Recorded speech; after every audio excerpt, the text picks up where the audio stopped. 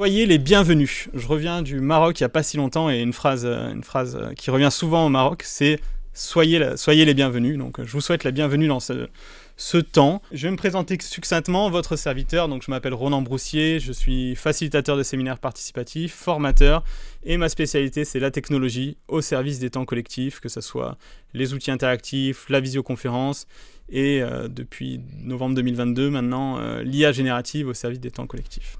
Pour rentrer dans le vif du sujet, on va parler de WooClap. Donc WooClap, c'est l'outil interactif selon moi de référence. Je suis ambassadeur WooClap, même si le programme va se mettre en pause.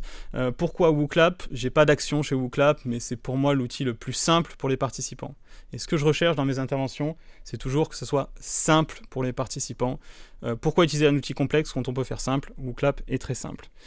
Et donc on va voir l'outil d'intelligence artificielle générative intégré à WooClap qui permet de clusteriser, c'est-à-dire de faire des catégories de réponses. On va voir ça juste après. Et ensuite, on va extraire les données de WooClap, c'est-à-dire que vos contributions, les contributions de participants lors de séminaires de formation, on va les extraire pour pouvoir les réutiliser. Et on va voir comment on peut les traiter avec ChatGPT. Ensuite, on va aller sur WooClap, un autre outil d'intelligence artificielle qui permet de créer des quiz, des textes à trous, etc. à partir d'un contenu. Je vous montrerai ça tout à l'heure et je répondrai à vos questions-réponses. Voilà le menu. Est-ce qu'on rentre dans le restaurant? Est-ce qu'on se met à table? Faut pas parler trop de repas, il est 12h07.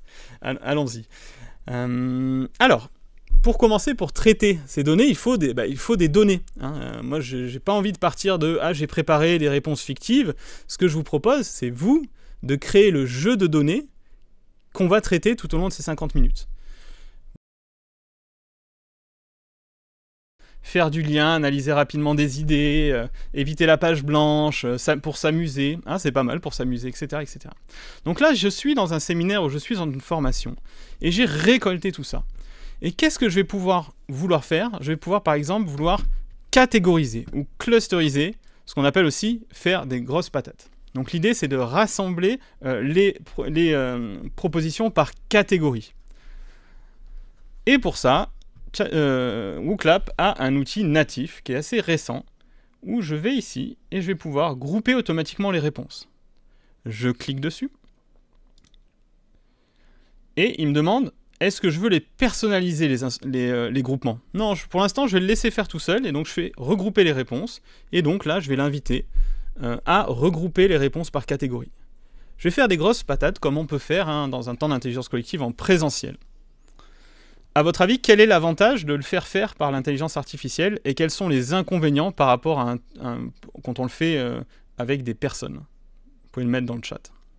Avantage de le faire par l'intelligence artificielle, rapidité, oui, c'est ça, c'est rapide, vous allez voir, c'est relativement rapide, en quelques minutes, on arrive à le faire ça. Et inconvénient? Pas d'intelligence humaine, oui. On réfléchit moins. Discuter avec le groupe sur la pertinence, oui. Objectivité, standard.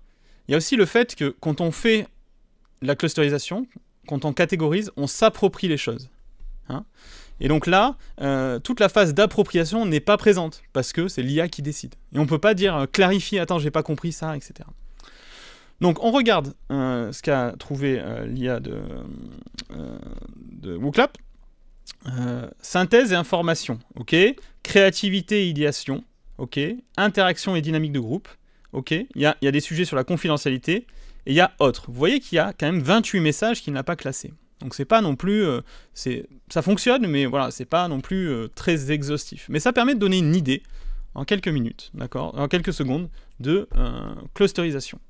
Et tout ce qu'on a dit dans le chat est vrai, c'est-à-dire que ça avance, c'est plus rapide, ça évite les biais aussi. Il n'y a pas de biais. Enfin, il y a d'autres biais, les biais de l'IA générative. Pardon, je me reprends, il y a d'autres biais. C'est pas les biais du groupe, d'accord? Donc voilà, vous voyez que c'est jamais blanc ou noir, il y a toujours des avantages et des inconvénients. Donc il y a cette fonctionnalité qui est ici, qui permet de grouper automatiquement les réponses. Et vous l'avez vu tout à l'heure, je peux lui demander aussi de grouper les réponses, mais de mettre des instructions personnalisées. Et donc moi, à quoi j'ai pensé comme instruction personnalisée? Je peux lui dire de catégoriser selon ces 3 catégories, tête, intellectuel, réflexif, corps, corporel, mouvement, et cœur, émotionnel. Parce que je me dis que c'est pertinent. Vous voyez, si on met par défaut, il va faire un rapprochement sémantique, les mots qui se ressemblent. D'accord ? Quand on rajoute une instruction personnalisée, on peut faire des rapprochements, par exemple, tête, corps, cœur. Regrouper les réponses, et on va laisser faire le job. Le temps qu'il fasse le job, quel type de catégorie, quelle instruction on aurait pu le donner? Donc moi, tête, corps, cœur, ça m'est venu, mais est-ce que vous avez d'autres idées? Donc selon l'originalité, effectivement. Donc on peut voir la réponse, et on peut voir que parmi vos 79 contributions, il en a identifié comme 78 têtes, et une seule émotionnelle. L'émotionnel, c'est pour s'amuser, hein, et toutes les autres, mettre en forme, traiter rapidement, restituer, prendre des notes, etc. Il les a catégorisées comme têtes. Attention, hein, je vous ai dit, c'est en bêta, et c'est pas forcément hyper précis. Avec les outils d'IA générative, il faut toujours être attentif, hein, aux résultats. Mais voilà déjà une première proposition de ce que peut donner l'IA générative de intégrer à WooClap. Si vous avez des questions, je vous propose de les poser dans le chat, ou sinon, j'y répondrai plutôt à la fin. Mais l'inconvénient de ça, c'est que pour moi, c'est imprécis. C'est-à-dire, moi, je veux plus de contrôle. Je veux choisir quand il fait la catégorisation. Je veux plus de contrôle. Et pour avoir plus de contrôle, ce qu'il faut faire, c'est extraire les données et les réutiliser dans un autre outil. Pour ça, tac. Oui, effectivement, Sabine, tu as relevé que créer du lien ne fait pas partie de TED. Ça montre vraiment les limites, hein, de la proposition. Donc moi, là, maintenant, ce qu'on va voir, c'est comment on extrait les données de WooClap pour les réutiliser avec un autre outil. Deux façons de faire. Il y a la façon simple, on va dire. On fait copier-coller. Je clique, je prends toutes les idées et je fais copier et je les colle dans un autre outil. Et il y a une façon plus complexe, on va dire. Je peux aller dans... Alors, ils ont changé... voilà, c'est ça. Partager l'événement, ici, puis exporter les questions de l'événement vers Excel. Et là, ça ouvre un fichier Excel dans lequel on retrouve les résultats. Moi, je vous recommande surtout, si vous le faites en live, de faire plutôt copier-coller. Toujours l'option la plus simple, hein, en bon flemmard ou efficace que nous sommes. Donc, je vais ici et je vais pouvoir copier-coller. Et mon idée, c'est de les clusteriser avec ChatGPT. Donc ChatGPT, c'est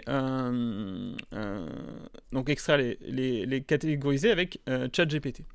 Je parle de ChatGPT, mais ça peut être Copilot. En fait, la question de l'outil est un faux problème. Aujourd'hui, les outils d'IA générative, hein, excusez-moi l'expression, se tirent la bourre. Oui, ChatGPT est figure de proue, mais qu'on soit sur Gemini qui commence à être très sérieux, Copilot qui a eu la dernière version de ChatGPT très récemment, Mistral, français, voilà. Peu importe l'outil, en fait, hein, les compétences sont transférables. Ce que vous apprenez à faire sur ChatGPT, vous saurez le faire sur Mistral et inversement. Donc voilà, on va partir sur ChatGPT, ça reste l'outil que je recommande aujourd'hui, ou Copilot, parce que c'est l'outil le plus déployé dans les entreprises. Et donc je veux traiter, je veux clusteriser ces réponses avec ChatGPT. Et là, j'ai deux options. La première, c'est utiliser un prompt. D'accord ? J'ai un prompt qui me permet de catégoriser. Et la deuxième, c'est d'utiliser un custom GPT. Je vous en dis plus tout à l'heure. On va commencer par le prompt.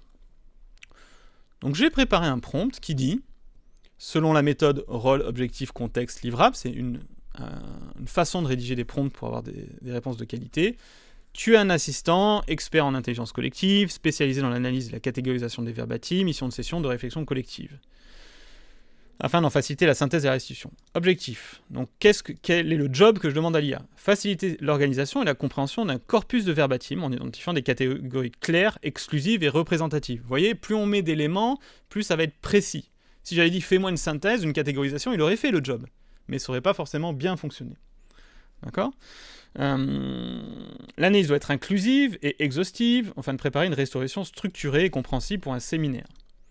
L'utilisateur indiquera d'abord la question posée au participant, c'est bien qu'il ait le contexte, hein, pour comprendre. Il te transmettra ensuite la liste des verbatim. Tu devras analyser ces verbatim, segmenter les idées dominantes et regrouper les contributions dans 4 ou 5 catégories. Tout ça, bien sûr, vous pouvez le personnaliser, hein, c'est une proposition. Chaque catégorie doit exprimer des idées uniques, pas de conjonction. Si un verbatim est ambigu, tu dois demander des précisions. S'il y a trop de catégories émergent, propose du fusionner ou de hiérarchiser. Le ton attendu est convivial, encourageant et inclusif. Livrable, pour chaque catégorie, un titre clair, une brève explication, le nombre de verbatim, etc. Ça, je vais vous le partager bien sûr, le prompt. Et donc j'envoie ce prompt dans le chat GPT. Alors je l'ai configuré pour une réponse instantanée, parce qu'il y a 2 modes aujourd'hui. Le mode auto, 3 modes en fait. Le mode auto, il décide de faire une réponse instantanée ou réfléchie. Le mode instantané, où il répond tout de suite, et le mode réfléchi, où il prend plus de temps pour répondre et ça augmente en qualité. Je serai sur un séminaire réel, je mettrai le temps. Quel temps selon vous? Vous pouvez allumer les micros, comme ça je vous réveille un peu.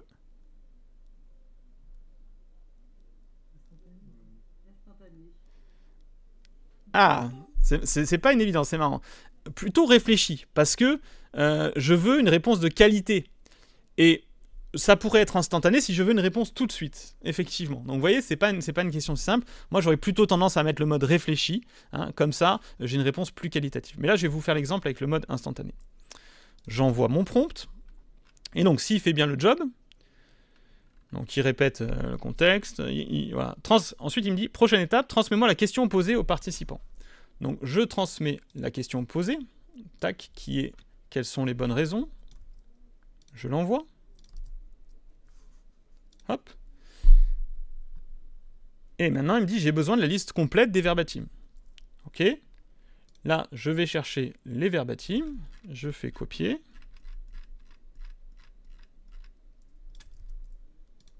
Hop. Je fais coller.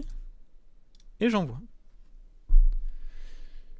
Et donc, voilà la synthèse. Accélération et gain de temps, perçu comme un levier pour accélérer la collecte. Le nombre de verbatims associés, des exemples, et voilà, la deuxième catégorie, c'est synthèse, la troisième, c'est créativité et ouverture, ça tombe bien, on va l'évoquer, celui-là.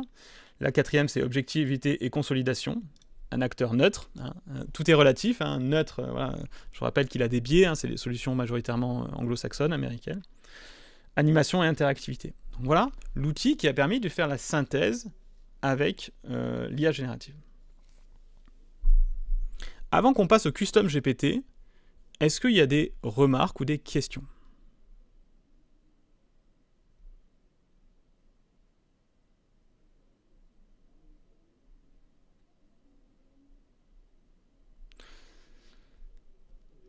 Alors, c'est un bon point. Oui, Jean-Marc? Les deux sont possibles, Jean-Marc. Je t'en prie, je vous en prie. Non, non. En fait, sur Booklab, si on rentre le code que vous aviez donné, Oui. ça ne marche pas. Est-ce que c'est parce qu'il faut avoir une condition particulière? Alors, non. Vous avez cliqué sur le lien dans le chat, c'est ça? Sur le lien dans le chat, le lien ne s'est jamais ouvert. D'accord. Si je vais sur, moi, je suis universitaire, donc je suis allé sur le site web de l'université qui donne accès à Oui. Booklab. Je suis connecté avec mon compte. Oui. Je suis sur Booklab. Je rentre IA 1809. Il me dit vous n'avez pas accès. C'est une conférence privée ou c'est privé. Donc je ne peux pas du tout avoir accès à ce dont vous parlez via mon Booklab. Avec votre ordinateur de travail, c'est ça? C'est ça. Ça, c'est un cas assez rare qui arrive quand votre université a décidé de verrouiller tous les WooClap externes. Et donc c'est pour ça, mais si vous serez rendu avec votre téléphone, ça aurait fonctionné. Ça arrive extrêmement rarement, mais vous faites bien de le signaler parce que ça nous permet d'en avoir conscience. Généralement, quand on fait un WooClap avec un public, par exemple une université ou autre, on teste en amont si c'est compatible. Ça m'est jamais arrivé que ça soit pas compatible, mais vous venez de prouver le contraire, donc merci pour cette clarification. Vous auriez fait avec votre téléphone, personnel, ça aurait sûrement marché. Vous inquiétez pas, dans tous les cas, il n'y aura pas d'autres temps en sous-groupe comme ça, c'était vraiment le premier exemple. Merci pour ça. Alors, Alice, sur ChatGPT, quand je vois un corpus, il invente des exemples et ne base pas sur les verbatims réels. Ça, c'est récemment, Alice, que vous avez fait ce test ?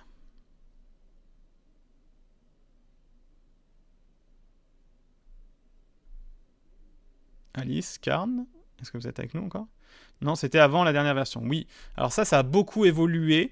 Et vous voyez, le prompt est très verbeux. Je vais vous le repartager. Mais voilà, il y a vérifie, plus on met d'éléments. Et en fait, plus on fait ça, plus ça réduit ce risque d'invention de verbatim. Il faut savoir que aujourd'hui, ça arrive de moins en moins. Ça ne veut pas dire que ça n'arrive pas, mais ça arrive de moins en moins. Et il faut voir cet outil comme ça nous donne une indication A. Mais moi, ce que je fais quand je fais ça dans un séminaire, en tant que professionnel de l'intelligence collective, je lis les verbatims et je contre-vérifie. C'est-à-dire toujours vérifier la réponse transmise par l'IA générative. On parle de sandwich de l'IA. Il y a la demande de l'humain en haut, puis l'humain, l'IA, l'humain, l'IA. Il y a toujours l'humain qui vérifie derrière. D'accord ? Donc, effectivement, ça arrive de moins en moins, mais ça continue d'arriver. C'est ce qu'on appelle des hallucinations en IA. Et il faut vraiment être attentif à ça. Mais avec les nouvelles versions avec un prompt solide, ça arrive de moins en moins. Mais bonne nouvelle, c'est que ça met en avant le rôle des experts. C'est-à-dire qu'on est des professionnels de l'intelligence collective. Sûrement, hein, je dis on, mais... si on n'a pas cette vision globale de pouvoir lire des verbatims rapidement et de voir si c'est exhaustif, ben, on ne peut pas s'assurer que l'IA fait le job. Et donc le rôle des experts a toujours sa place. C'est-à-dire que je suis un expert en pédagogie, l'IA me propose un programme de formation, je suis à même de savoir s'il est bien ou pas. Je suis un expert en coaching, l'IA me propose des questions de relance ou de coaching, je suis à même de savoir si c'est pertinent ou pas. Donc ça met en avant le rôle des experts. C'est accessible avec la version gratuite GPT-5, le nouveau modèle, effectivement, pour l'instant. Et oui, on peut demander de vérifier. Hein, fait une contre-vérification derrière, etc. Ça, c'est possible. Je vous propose d'avancer, il nous reste une vingtaine de minutes, et j'aimerais vous parler des custom GPT. Alors un custom GPT, qu'est-ce que c'est ? C'est une sorte de mini chat GPT, ou mini Microsoft Copilot, ça s'appelle les agents chez Microsoft Copilot, qui sert à une seule chose. Donc imaginez, vous voulez créer un outil que vous allez pouvoir réutiliser, que vous allez pouvoir partager avec d'autres personnes, et qui sert à une seule chose. Ben, moi j'en ai créé un qui s'appelle catégorisation de verbatim. Je vais vous le partager ensuite. Hein. Ce custom GPT, il sert qu'à une seule chose. Quand je clique dessus, il me dit quelle est la question posée aux participants. Ben, moi je lui donne la question. Hop là. Et ensuite, quand je lui donne la question, il me dit voilà, pouvez-vous partager l'ensemble des verbatims ? Moi, je m'applique à faire ce qu'il me dit. Vous avez vu, là, j'ai pas mis de prompt ou autre. Hein. Je suis arrivé sur l'interface, il me disait directement pose-moi la question et ensuite partage-moi les verbatims. Et j'envoie. Et là, en fait, il fait quoi ? Il fait la synthèse, il catégorise comme tout à l'heure. D'accord ? Et donc là, qu'est-ce que j'ai fait ? En amont, j'ai conçu un custom GPT qui sert à une seule chose, catégoriser des verbatims issus d'un séminaire ou d'un questionnaire de satisfaction ou autre. Ça, c'est ce qu'on appelle un custom GPT. L'avantage du custom GPT par rapport à un prompt. Le custom GPT, il est plus stable, c'est encapsulé. C'est-à-dire, généralement, quand ça marche souvent. Attention, l'IA générative est par nature très instable. C'est pas parce que ça marche une fois que ça marchera le lendemain. D'accord ? Il faut l'avoir en tête, ça. Mais avec un custom GPT, ça marche, c'est plus encapsulé, c'est plus stable de mes essais. Et en plus, ce qui est bien, c'est que pour l'utilisateur, il ne voit pas la popote derrière, il ne voit pas le prompt. Il a juste cet outil qui peut le réutiliser. Et ce qui est bien aussi, c'est que vous pouvez le partager dans votre organisation, mais avec le monde. Celui-là, vous allez voir, je vais vous le partager, vous pourrez le réutiliser. Voire même, ça peut être un argument commercial. Demain, vous avez un client, vous lui dites « Attends, tu prends mon accompagnement et en plus, je t'offre un super GPT que j'ai fait spécialement pour toi. » Donc ça, c'est un custom GPT. J'en ai fait d'autres que je vais vous présenter. J'en ai fait un et ça répond à... Quelqu'un disait tout à l'heure, ça peut être... on pourrait les prioriser par nombre de citations. Donc j'en ai créé un qui s'appelle 10 items. Il est très simple. Vous mettez des verbatims dedans. Donc à chaque fois, je dis verbatim, hein, c'est des phrases dites ou tapées par une personne.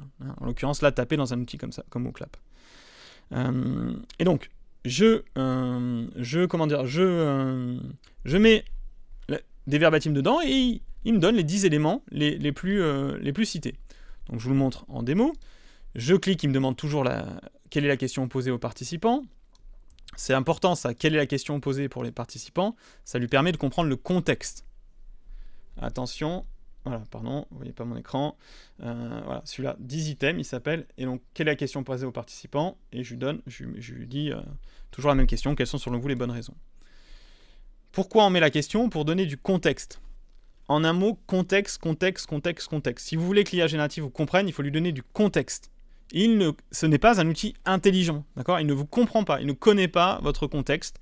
Il faut lui parler comme un stagiaire avec 142 QI, un freelance, une agence. Vous me briefez pour faire un job.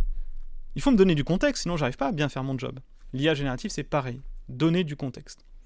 Donc je reviens à l'élément, il me dit ok, transmets-moi les verbatims et j'extrairai les 10 items les plus cités. Je m'applique, hop, je vais les copier, tac tac, je vais les coller, et s'il est bien gentil, hein, il va me donner les 10 items les plus cités. Faire des synthèses, gagner du temps, rapidité de traitement, trouver des idées nouvelles. Ah, c'est intéressant qu'il arrive en troisième celui-là. Recueillir et structurer beaucoup d'informations, mettre en forme, valoriser et représenter des résultats, analyser une identifier les tendances, des points communs. Ça peut être aussi des signaux faibles. Moi, j'aime bien utiliser cet outil aussi pour extraire les signaux faibles, ceux qui n'apparaissent pas dans les grandes tendances.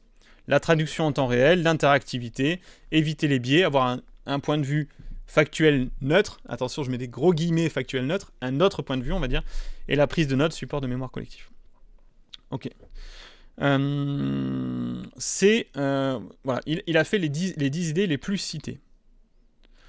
Et justement, il parle de créativité, et moi, un que j'aime bien utiliser lors d'un temps d'intelligence collective, lors d'un séminaire, c'est le dernier que je vais vous présenter. C'est un outil, quand on lui met des verbatims, il trouve des idées similaires, mais similaires mais différentes, ça veut rien dire. Il trouve des idées qui répondent également à la question, mais qui n'ont pas été citées. En fait, il va penser en dehors de la boîte, out of the box, pour essayer de trouver de nouvelles idées qui n'ont pas été citées par les participants. Et comme ça, il y a l'intelligence collective du groupe, l'intelligence artificielle qui génère de nouvelles idées, et ensuite on peut retravailler dessus. Et je vous donne un exemple. Par exemple, on est dans un format d'intelligence collective comme un forum ouvert, et là, des participants se disent on a les idées des participants, on a les idées de l'IA, qui a fait de nouvelles idées qui n'ont pas été citées, et là, chacun se positionne, mais moi je veux travailler sur telle idée d'IA, moi je veux travailler sur telle idée de participant. Voilà, c'est au service d'eux, c'est pas pour remplacer. Et donc là, pareil, quelle est la question posée pour les participants? Vous commencez à connaître la machine. Copier. Je mets coller. Hop là. Et ensuite, je vais voir ce qu'il me dit. Alors là, c'est pour moi le plus intéressant. On va voir s'il est innovant. Des fois, ça marche, des fois, ça marche pas. Hein, il faut se dire avec cette technologie, c'est relativement instable. Alors, voilà 10 idées inédites et disruptives. 1. Utiliser l'IA pour détecter en temps réel les silences ou les angles morts du groupe et suggérer des sujets absents mais cruciaux. Donc ça, c'est ce que je vous parlais des signaux faibles tout à l'heure. Hein. Ça marche bien. Faire intervenir l'IA comme avocat du diable pour challenger systématiquement les consensus et éviter la pensée de groupe. Ah, celui-là est pas mal, intéressant. Permettre à l'IA de simuler des générations futures ou des parties prenantes absentes pour enrichir le débat. Ah ouais. Ok, en fait, dans la salle, il y a des enfants qui vont... Il n'y a pas d'enfants dans ce séminaire, mais on va demander l'avis de potentiels enfants qui seront générés par l'IA. Ouais, pourquoi pas. Pour créer des scénarios de rupture narratif. Fiction extrême, dystopie, utopie. Je cherche une bonne formation en future design et en prospective. Si vous avez des idées, n'hésitez pas à me les partager. Pour moi. Faire émerger des biais cognitifs, introduire une temporalité multiple en gérant simultanément des perspectives court, moyen et long terme sur une même idée collective. Ah, ça c'est intéressant aussi. Penser avec d'autres disciplines en éjectant des références philosophiques. On ferait une mise en perspective interculturelle. Multiplier des rôles, sage, poète, critique. Ouais, pas mal. Miroir émotionnel. Bon, voilà, les idées sont là. Moi je dis toujours, s'il y a 10 idées proposées, faut pas se dire les 10 idées vont être bonnes. Déjà, s'il y a une idée où je me dis c'est pas mal, c'est déjà ça. En fait, ça ouvre la réflexion. Donc voilà, ça c'est le custom GPT que j'ai créé pour la créativité IDIC. Je prends les questions. Gabriel me dit, est-ce que custom GPT et GPTs c'est différent? Non, c'est la même chose, effectivement. Custom GPT, ça se dit aussi GPTs, et ça s'appelle sur Copilot agent. Ah, Marc me demande comment on crée un agent. Belle transition, Marc. J'envisage de faire une masterclass pour vous partager les détails et la méthode de création d'agents. Je vous montre rapidement à quoi ça ressemble, mais je suis sur un agent que j'ai créé, par exemple, qui s'appelle Radar GPT, et derrière, en fait, derrière l'agent, je vais prendre un que j'ai montré, ce sera plus pertinent. Derrière l'agent catégorisation verbatim, il y a toute une configuration avec un nom, avec des instructions, il y a les amorces de conversation, et on peut aller plus loin en lui ajoutant une base de connaissances, des fonctionnalités et des actions spécifiques. Donc là, c'est pas l'objet aujourd'hui. L'idée, c'est de goûter un peu à tout ça. C'est pas l'objet de vous montrer en détail comment ça fonctionne. Mais j'envisage de faire une masterclass sur le sujet. Ça me fait une transition. Si ça vous intéresse, alors pour l'instant, il n'y a pas de date de prévu, il n'y a rien de prévu. Mais si ça vous intéresse, j'ai mis dans le lien un questionnaire, nom, prénom, mail et vos besoins sur le sujet. Et s'il y a suffisamment de demandes, bah, je créerai une session. Alors attention, faites pas attention à l'image trapenardez-moi dans le chat, c'est une erreur que j'ai faite sur mon site internet. En tout cas, le lien fonctionne. Voilà, custom GPT, prompt. Moi, je vous recommande, si vous faites, si c'est une fois, plutôt un prompt, d'accord? Si c'est récurrent et si vous voulez le partager, plutôt un custom GPT. Ok? Qu'est-ce que je voulais vous dire par rapport à ça? Moi, je voulais vous dire que chaque demande est unique. Personnalisez votre prompt, affinez la demande. On n'a pas la réponse tout de suite dès la première réponse. Créez vos propres custom GPT. Moi, je ne partage pas de banque de prompts. Il y a des personnes qui me disent « Ronan, tu pourrais partager les prompts ? Tous tes prompts ?» Je dis « Mais c'est pas nécessaire. Là, je vais vous partager celui que j'ai dit parce que je vous l'ai promis. Mais pour moi, c'est pas nécessaire. Pourquoi ? Parce que chaque demande est unique. Et c'est comme donner du poisson ou apprendre à pêcher. Moi, je préfère apprendre à pêcher que donner du poisson, parce que souvent, le poisson que je vous le donne, et peut-être 2 semaines après, il sent un peu fort, parce que le modèle a évolué, et chaque demande est unique, hein, d'accord ? Donc, je vous invite vraiment à personnaliser. La masterclass, je vous en ai partagé. Il me reste 10 minutes, et je voudrais vous montrer des fonctionnalités de WooClap, une fonctionnalité qui permet de créer des quiz, des textes à trous, avec l'IA de WooClap. Ça ressemble à ça. Non, ça ressemble à ça. Je suis sur WooClap et je vais faire une nouvelle question. Et donc là, quand je fais une nouvelle question, j'ai la possibilité de créer à l'aide de l'IA. Oh, le chapeau magique. Créer quoi? Il me dit à partir de quelle source tu veux créer. Bah, par exemple, je peux lui dire, moi je veux que tu crées à partir de une vidéo YouTube. Ça pourrait être un PowerPoint. Attention pour les formateurs. Si vous êtes un peu sec sur les questionnaires vous savez, les questionnaires d'évaluation qu'on doit envoyer à la fin, hein, ou les questionnaires pour dire avant, après la formation, vous mettez votre PowerPoint c'est ce que je vais faire en direct, on va commencer par ça. Vous mettez votre PowerPoint dans WooClap, ça vous fait votre questionnaire. Donc là, par exemple, je vais mettre le PowerPoint de ma formation, hop, tac, tac, offre, IA, slide. Voilà, ma formation IA de sensibilisation à l'IA générative pour les facilitateurs, formateurs et coachs. Et je vais continuer. Donc là, il va télécharger cette présentation. Ça prend un certain temps, je crois, parce qu'elle est lourde. En attendant, je vais ouvrir une autre image, une autre fenêtre, et je vais le faire à partir d'une vidéo YouTube. Donc là, je vais sur un autre événement, par exemple celui-là. Je fais une nouvelle question, créer à l'aide de l'IA. Et là, je vais mettre à partir d'une vidéo YouTube. Donc, j'ai trouvé un podcast où je me dis, j'aimerais bien, qui est pertinent sur mon sujet, une vidéo YouTube, et je me dis, j'aimerais bien que ça parte de ça. Donc là, par exemple, j'ai trouvé une vidéo qui s'appelle Luberon Provence-France, là où j'habite. Que voir, que faire au cœur du Luberon. Je clique, et je colle ma vidéo. Et donc là, à partir de cette vidéo, il me dit, qu'est-ce que tu veux faire? Des QCM? Ouais, pas mal. Un texte à trous? Allez, pas mal. Des associations d'idées? Bon, ça pourrait. Et je pourrais même mettre des instructions supplémentaires, c'est-à-dire fais que des questions à destination de personnes de tel niveau ou autre, quoi. Je suis content parce qu'il y a Jean-Christian qui a la webcam allumée et qui opine du chef et ça me dynamise. Alors merci pour ça et merci à tous ceux qui ont la webcam allumée et pour ceux qui l'ont éteint, aucun problème, on est pendant l'heure du repas. Donc. Mais en tout cas, merci Jean-Christian, ça m'aide. Et donc là, je vais lui dire de générer du contenu. Et donc vous voyez, en un instant, qu'est-ce qu'il a fait? Il a créé un QCM. Quelle région est mentionnée comme un lieu du massif du Luberon? La région PACA. Quel est le nom du site qui ressemble au Grand Canyon? Le Colorado provençal de Rustrel, que je vous recommande fortement. Dans quelle commune se trouve le Colorado provençal? Chez Rustrel, à Rustrel, etc. Donc là, il a créé le questionnaire. Et je peux ajouter des questions à l'événement. D'accord? Je me dis, toutes les questions sont pertinentes. Et là, dans mon événement WooClap, je vais retrouver les questions qu'il a identifiées. J'aurais pu en sélectionner certaines et pas d'autres, vous voyez, hein. Mais là, il a créé les questions. Et là, je peux partager mon questionnaire WooClap pendant une formation ou un séminaire, mais aussi en asynchrone. Vous savez, hein, il y a une fonctionnalité qui s'appelle session en autonome sur WooClap, et là, les participants peuvent répondre en asynchrone. Merci à Julien de le préciser.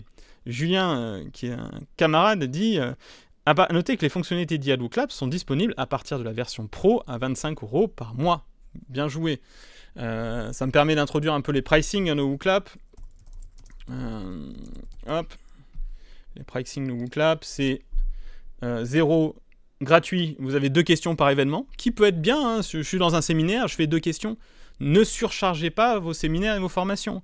Dans une formation présentielle ou distancielle, 2-3 WooClap dans la journée, c'est suffisant. Hein. C'est pas toutes les 2 minutes, on scanne le QR code, etc. On est là pour le relationnel. Hein. Je vous rappelle que la conviction, c'est que ces outils sont mis au service de l'humain pour peut-être dégager du temps et faire en sorte qu'on puisse avoir des bonnes discussions, des bonnes conversations ou faire ce qu'on veut dans sa vie personnelle. Le basique, en fait, c'est... donc, il n'y a plus la limite des 2 questions pour événement. C'est largement suffisant. Et le pro, effectivement, il y a les fonctionnalités d'IA. Et il y a aussi le mode modérateur qui permet d'afficher, pas afficher certaines questions. Donc ça, si vous avez un séminaire avec un grand compte et 500 personnes, ou alors... Voilà, c'est plus le pro qu'il faut prendre. Le basique est largement suffisant. Et pour rappel, tout ce que je vous ai montré avant, quand j'exporte les données et je les utilise avec ChatGPT, on peut le faire avec le basique, hein. L'IA de WooClap, c'est juste quand on a fait la catégorisation avec WooClap, ou ce que je vous montre là. Et je reviens sur mon PowerPoint. Donc là, j'ai mis mon PowerPoint et j'ai dit fais-moi un QCM. Et je fais générer le contenu. Et là, je regarde si les questions sont pertinentes. Donc là, il part du PowerPoint et il est en train de me générer son QCM. Franchement, c'est bien pratique. Quelle est la principale compétence à maîtriser pour dialoguer effectivement une IA ? Rédiger des prompts précis et adaptés. Quel est un des risques liés à l'IA ? Les hallucinations et les biais. Vous voyez, il y a des questions pertinentes et d'autres qui ne sont pas. Hein, vous voyez ? Mais en tout cas, ça permet de donner des idées. Et franchement, moi, ça m'a facilité la vie pour ces questionnaires pas de satisfaction, mais d'évaluation des compétences. Il est 45, il me reste 5 minutes. Je voulais vous partagez aussi la nouveauté, ça vient de sortir chez WooClap, on n'y a pas encore accès, c'est les agents IA, d'accord ? Ça devrait sortir d'ici quelques semaines, il y a un webinaire de présentation, il y a un agent qui va faire quoi ? Qui va étiqueter les images. C'est-à-dire, vous lui mettez une image, vous savez, comme une image du corps humain, et là, sur WooClap, à la main, vous devez dire, bah, ça c'est le cœur, ça c'est la rate, pour que les personnes puissent répondre. Là, vous mettrez simplement une image, et les cases se feront toutes seules. Bon, ok, pourquoi pas. L'organisateur de réponse. Donc ça, c'est la même chose hein, que ce qu'on a vu dans la clusterisation, mais à mon avis, ça va mieux marcher. Le consolideur d'apprentissage génère des questions de suivi personnalisées et basées sur la question originale, pour renforcer la mémorisation. Bon, question de suivi. Le générateur d'idées, des nouvelles idées, donc ça, c'est un peu le custom GPT que j'ai montré tout à l'heure de créativité. Et le résumeur, synthétiser les réponses. Donc c'est un peu comme les 10 réponses, mais voilà. Donc vous voyez que ces agents IA répondent à des besoins que je vous ai montrés tout à l'heure, hein, qu'on a identifiés. Pour l'instant, est-ce que ça marche bien ou pas ? On ne peut pas le tester. Ça va sortir bientôt. Avec plaisir, Jérémy, si tu dois partir. Midi 47, je voulais, avant que je prenne les questions-réponses, j'ai répondu, vous avez vu, aux questions-réponses au fil de l'eau. Ne vous inquiétez pas, à 50, il y aura une porte de sortie, mais je reste discuter avec ceux qui souhaitent et qui ont des questions complémentaires. C'est la page... on peut aller plus loin avec l'IA. J'ai encore une petite chose à vous dire. On peut aller plus loin avec l'IA. Hein, on peut générer des visuels, des images, des vidéos qu'on peut réutiliser dans les formations, des musiques, des automatisations. Vraiment, il y a tout un boulevard hein, pour aller plus loin sur l'utilisation de l'IA en formation, dans les séminaires et autres. C'est la page de pub. J'ai une formation qui s'appelle Monter dans le train de l'intelligence artificielle générative qui est dédiée aux facilitateurs, aux coachs et aux formateurs. Il y a 2 dates en octobre, une en ligne et une à Paris. Il reste des places, donc voilà, j'ai fait un tarif accessible pour les indépendants. Donc si ça vous parle, vous avez le lien que je vous ai envoyé. Il y a une vidéo de présentation, il y a les dates et vous pouvez vous inscrire. Je serai ravi de vous y retrouver. Sabine l'a faite, elle la recommande, merci pour ça. Et voilà, il est 48. 48 c'est comme 50, donc ce que je propose c'est de répondre à vos questions si vous en avez. Vous pouvez ouvrir les webcams, les micros pour poser vos questions ou les poser dans le chat. Et sinon, je vous remercie de votre participation. Vous pouvez me retrouver sur LinkedIn. Je vous enverrai un mail avec le replay et tous les éléments montrés, custom GPT, les liens, toutes les différentes choses. Et je vous remercie en tout cas pour votre écoute et votre bienveillance.